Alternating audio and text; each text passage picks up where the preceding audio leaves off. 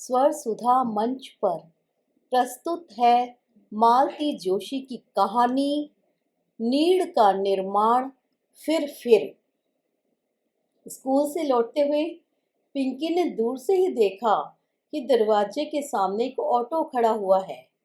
उसे जरा कौतूहल भी हुआ, क्योंकि इस घर में मेहमान तो कभी आते ही नहीं थे।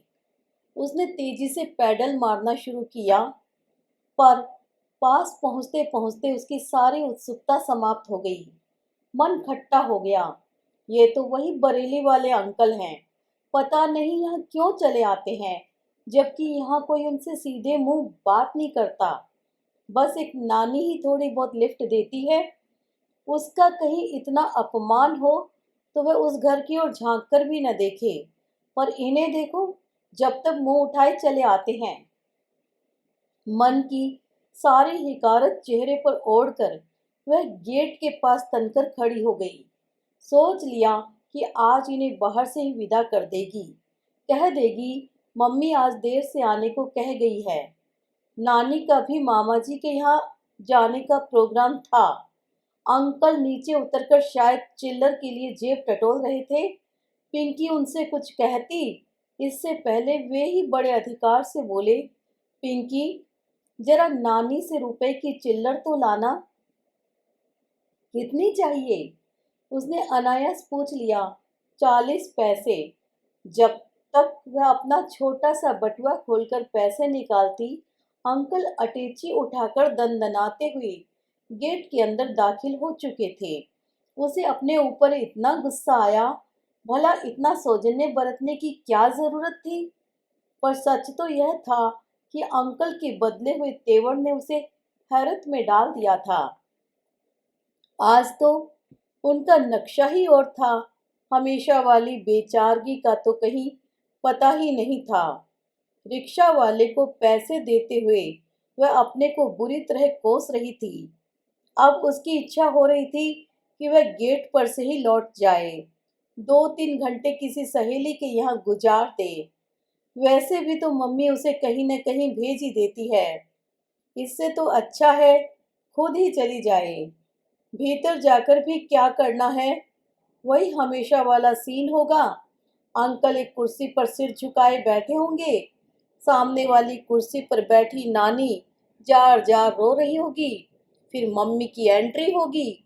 वे या तो मुंह फुलाकर कमरे में चली जाएगी या फिर महाभारत शुरू कर देगी।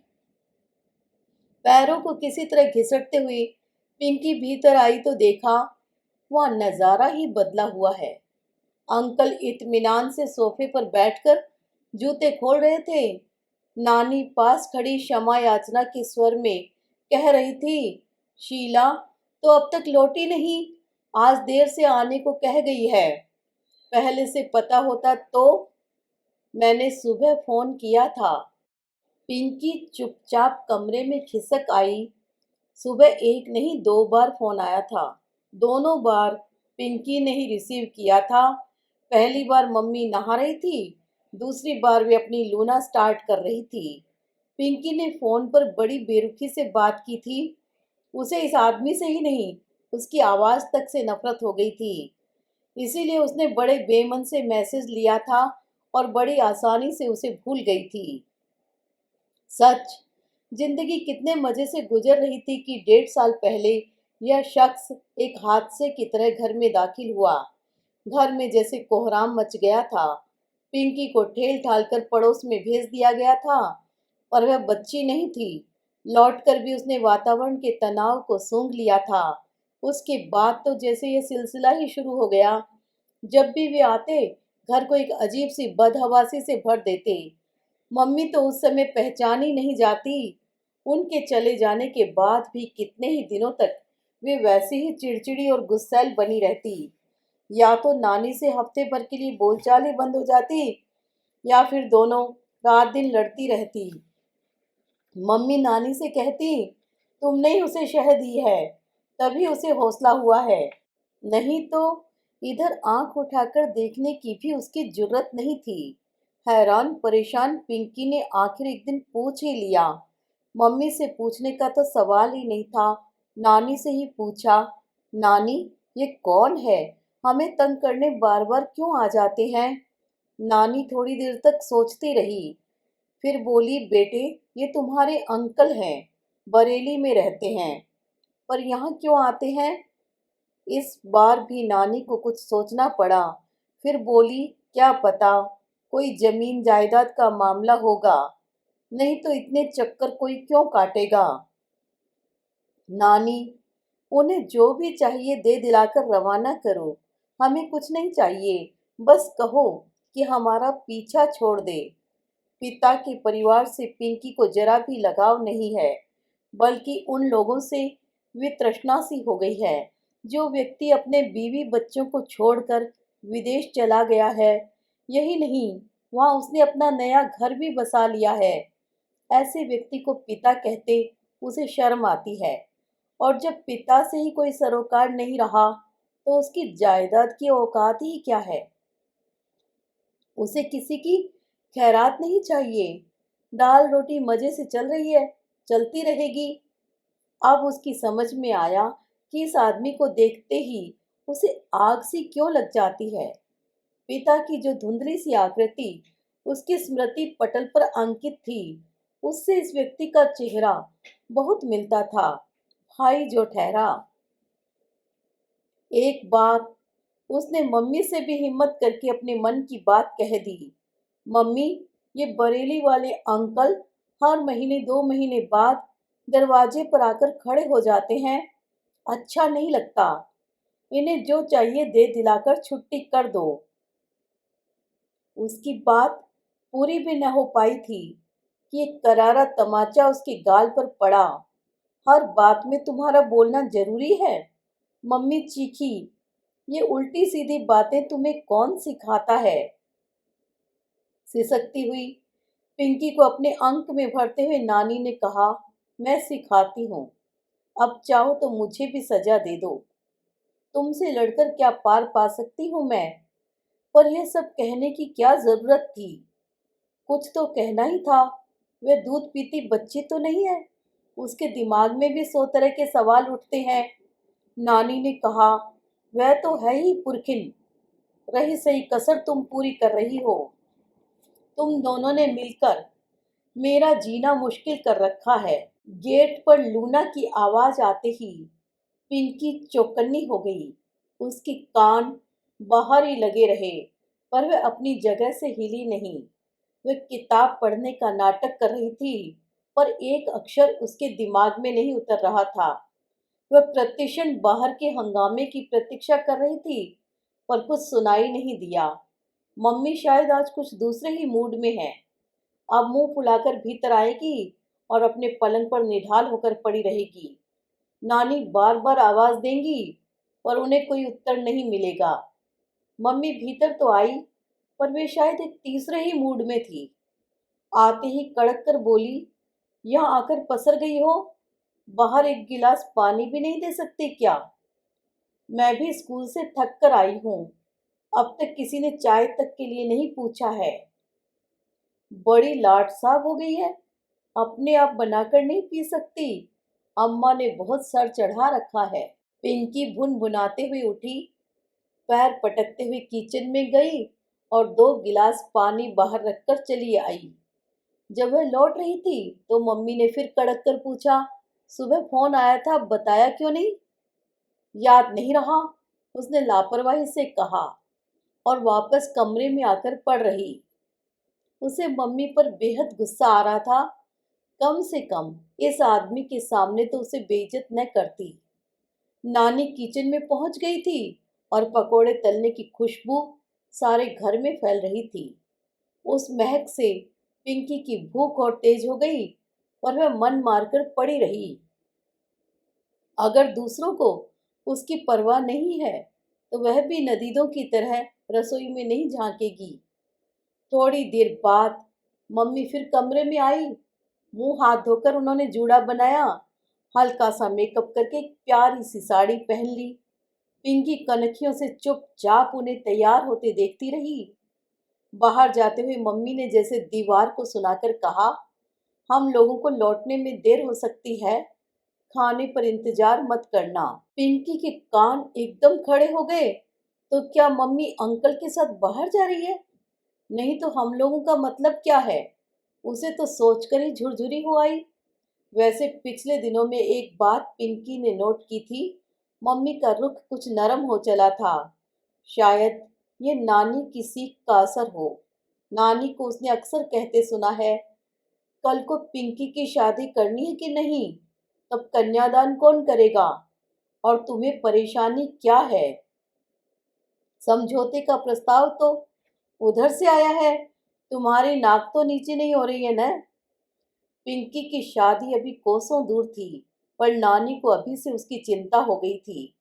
पर एक बात पिंकी ने मन में ठान ली थी, अगर पिता के पक्ष का कोई भी व्यक्ति उसकी शादी में शरीक हुआ तो वह मंडप छोड़कर भाग जाएगी। उसका बस चले तो आज ही इस बात का ऐलान कर दे, पर मम्मी के डर से चुप रह जाती है।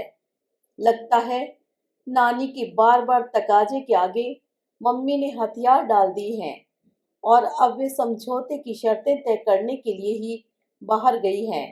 घर में तो ढंग से बात हो ही नहीं सकती।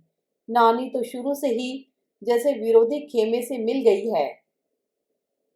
उन लोगों को विदा करने के बाद नानी को उसकी याद आई। क्या बात है बिटिया, आज तुम्हें भूख नहीं लगी? पता नहीं नानी, पर इस आदमी को देखती हूँ तो मेरी भूख प्यास गायब हो जाती है। तन बदन में जैसे आग लग जाती है। नानी का चेहरा सफेद पड़ गया। हकलाते हुए बोली, ऐसा नहीं कहते बिट्टो, वे तेरे पापा हैं। क्या? पिंकी को जैसे बिच्छू ने डस लिया हो। नानी, ये तुम क्या कह रही हो? क्या सचमुच मम्मी इस शख्स से शादी करने जा रही है? ओह ना, नानी तुमने तो उन्हें मजबूर नहीं किया न। एक जरा से जमीन के टुकड़े की इतनी बड़ी कीमत चुकाना कोई जरूरी था? नानी कुछ देर तक टुकुर टुकुर उसे देखती रही, फिर डूबती सी आवाज में बोली, वे सचमुच तेरे पापा हैं पिंकी। और वह अंकल वाली बात, वह तो तेरी मम्मी के डर से मैंने ऐसे ही झूठ मूठ कह दिया था। भगवान का लाख लाख शुक्र है कि उन्होंने मुझे इतने बड़े झूठ से उबार लिया। पिंकी सिर पकड़कर बैठ गई। तो यह वही शख्स है जो उसे इतनी सी छोड़कर अमेरिका चला गया था। अब 12 साल बाद इसे बीवी और बच्चों की सुध आई है। क्यों? नानी, ये महाशय तो अमेरिका गए थे ना, फिर लौट क्यों आए? क्या गोरी मेम ने गेट आउट कर दिया? तेरे हाथ जोड़ती हूँ पिंकी, ऐसी उल्टी सीधी बातें मत कर। बड़ी मुश्किल से तेरी मम्मी को मनाया है, अब तू मेरे किए कराए पर पानी मत फेर।